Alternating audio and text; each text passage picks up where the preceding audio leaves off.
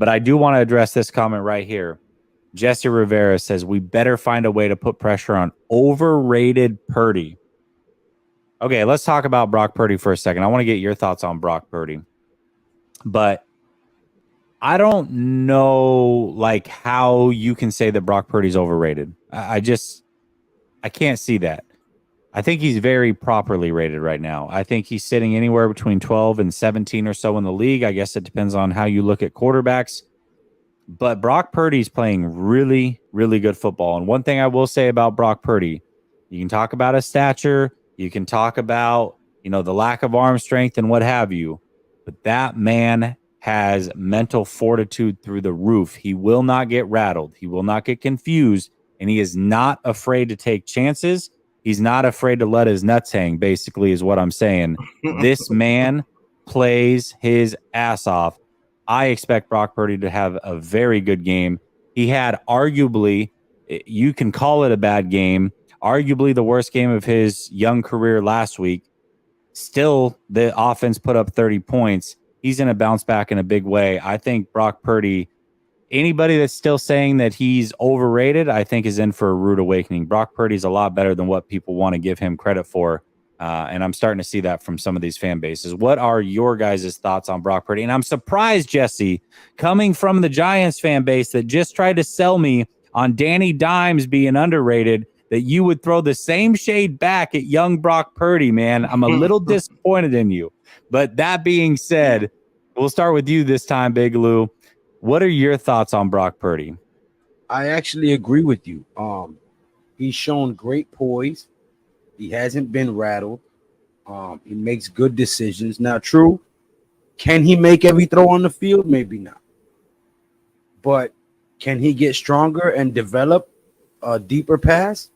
Yeah. Can he work on his accuracy? Yeah. Some of the same things that people try to knock Daniel Jones for, like you just said, I hear him getting some of the same shade. So I'm not going to sit here and say that he's not a good quarterback or he's overrated. I will say he's in a system that caters to his skill sets. His coaches are putting him in a position to use his strengths to their benefit, which is what a good coach does. But if I had to say what is the way that is more feasible for the Giants to beat the 49ers, is to take away Christian McCaffrey and force Brock Purdy to beat you. Simply because he's less experienced in the NFL. And if you can get him off his mark and possibly force some of his throws earlier than he'd like them to be, then you can potentially get some takeaways and have a momentum swing that can help you win the game. But no, I don't think he's overrated at all. I think he's a very qualified quarterback that gets a lot of hate, much like Daniel Jones. Yeah, most definitely. And I agree. I mean, the catalyst to this offense is Christian McCaffrey. Brock Purdy's still in year number 2. He hasn't even had 16 full starts. But everything we've seen from Brock Purdy so far is as good as it can be. He's got a lot of talent around him. Completely agree with that. But he is an ascending player. And again, I think when people get to know who Brock Purdy is, regardless of what you want to say about the physical traits, mentally, he is 100% in these games, and he welcomes those challenges. Now, the team's not saying anything. He's not going to hear anything from the fan base. But we saw week 1 when he was challenged by one corner not to be named here from the Pittsburgh Steelers. They went at him play after play after play and cooked him all game long. That's who Brock Purdy is. So I love that you gave him some respect. Big Pat Sports Talk, what is your thoughts on Brock Purdy? I think Brock Purdy fits you guys perfectly. And I said that he was going to be a pretty good quarterback coming out of Iowa State. I actually watched him play at Iowa State. He was actually pretty good. His pocket presence is natural. He's a natural in pocket presence, so you don't have to worry about that. And you can't hate on Brock Purdy. He's undefeated in the regular season. He's undefeated. And the only time he got beat is when he got hurt. So, and I think he would have beat the Eagles down that game if he didn't get hurt. I promise you would have. That defense was playing crazy that game, and everything went away when they knew the offense wasn't going to be able to do anything because they had me at quarterback. But in order for the beat the 49ers, it's as much praise as I give Brock Purdy, you have to make Brock Purdy beat you throwing the ball, and I mean outside the numbers. That man is so comfortable throwing inside the numbers to Kittle and Ayuk and Deebo Samuel. And when Deebo Samuel gets the ball, it's one of the hardest people in the NFL to tackle. He's like a bowling ball. I don't know why he's so hard to tackle. It's weird. But you can't allow them to get the quick screen game off, because if Deebo Samuel's getting quick screens turning into 30, 40 yards, it's ridiculous. You can't let Christian McCaffrey catch the ball and go 30, 40, 50 yards. You can't let him go off tackle for 40, 50 yards, because all they're going to do is do the little fake pitch or however they want to do it to you and roll them out, and there goes George Kittle. He's getting 40 yards now. Their offense, when you guys score, if it's not just pounding you straight down the field with running attacks, it's just one or two plays where they catch the ball on the screenplay and they turn it to 50 yards for a touchdown or something like that because you can't tackle them.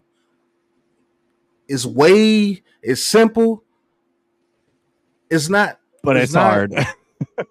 It's simple, but it ain't easy. It's simple, but it's not easy because they do have those players around them. Brandon Ayuk is the number one receiver, if you ask me.